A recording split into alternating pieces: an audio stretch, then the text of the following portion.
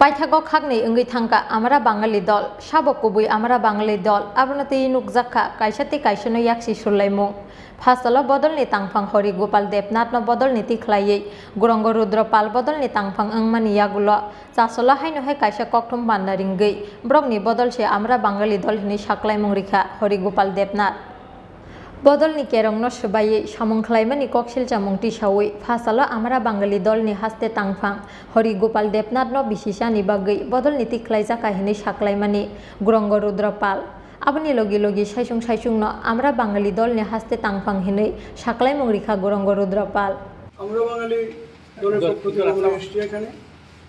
তো আমাদের এখানে আমরা বাঙালি কেন্দ্রীয় সচিব আমাদের রবীন্দ্রনাথ সেন দাদা উপস্থিত আছেন, পাশে আছেন আমাদের আমরা বাঙালি কর্তৃ পরিষদের অন্যতম সদস্য তারাপদ বিশ্বাস দাদা, আমরা বাঙালি বিদ্যুৎ সমাজের দাদা আছেন, আমাদের স্বদেশ সরকার দাদা, আর সাংগঠনিক সচিব আমাদের কেন্দ্রীয় সাংগঠনিক সচিব আমাদের দলেন্দ্রনাথ রায় দাদা, আর উনি আমাদের ত্রিপুরারই আমাদের কর্মী ভাই।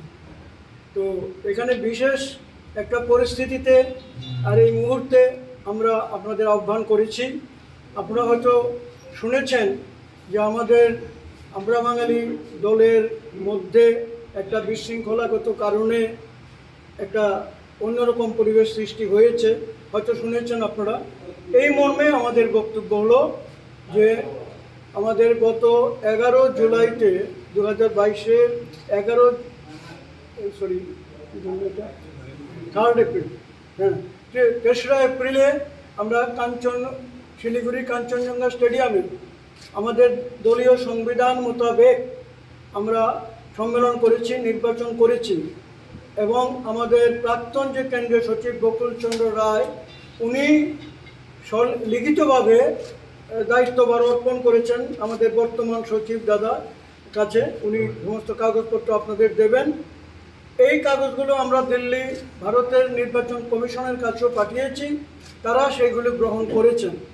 তো সেই মোতাবেক আমরা বৈধ কমিটি, আর এই বৈধ কমিটির কেন্দ্রীয় সচিব দাদার অনুমোদন নিয়েই আমরা আজ এবং আগামীকাল আমার ভগৎ সিং যে যুব আবাস ওখানে আমরা সম্মেলন করছি। আগামীকাল আমাদের নির্বাচন, রাজ্য কমিটির নির্বাচন হবে।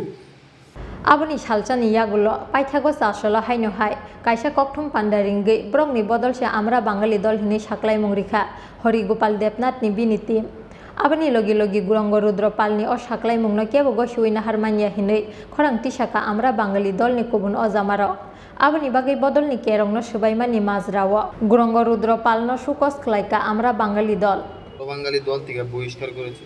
গতকালকে সাংবাদিক সম্মেলন করছে আমরা বাঙালি কার্যালয়ে। আচ্ছা, প্রথম প্রশ্ন, কি কারণে বহিষ্কার করেছে? দ্বিতীয় প্রশ্ন, সাংবাদিক সম্মেলনটা আমরা বাঙালি কার্যালয়ে না করে এখনো কেন করছে? আমরা দুইটা সংগঠন হওয়ার কারণটা কি? আচ্ছা, সেটা হলো একটা পলিটিক্যাল ক্ষেত্রে যেটা হয়ে থাকে, বেনু জল যখন ঢুকে মূল স্রোতের সঙ্গে, তখন সেটা মানে ঘূর্ণি সৃষ্টি করে এবং আবর্জনার স্তূপ সৃষ্টি করে। সেটা আমাদের ক্ষেত্রে হয়ে গেছে দুর্ভাগ্যবশত। ওই যে বললাম, হিন্দি সাম্রাজ্যবাদী কিছু বাঙালি দালাল সৃষ্টি হয়ে গেছে, যেটা আমাদের বিশৃঙ্খলা তৈরি হয়েছে গত 2-2.5 বছর ধরে বা 3 বছর ধরে। এটা চলছে ধামাডোল। যেটা সূচনা হয়েছিল গত 2021-এর 11 জুলাই, এটা অবৈধ হস্তক্ষেপের দ্বারা কেন্দ্রীয় কমিটিকে তারা ভেঙেছিল। তখন থেকে আমরা প্রতিবাদী আন্দোলনে আমরা যুক্ত হয়েছি। তারা আমাকে কিছুদিন আগে নোটিশ দিয়েছিল যে আমি বিশৃঙ্খলা করছি। আমি কোনো উত্তর দিইনি এই কারণে গত ত্রিপুরার উপনির্বাচনে আপনারা তাও জানেন, আমি আশা করছি, যে গৌরাঙ্গ রুদ্রপালের নেতৃত্বাধীন যে ত্রিপুরা রাজ্য কমিটি, এটাকে নির্দল ঘোষণা করা হয়েছে ভারতের নির্বাচন কমিশনের দ্বারা।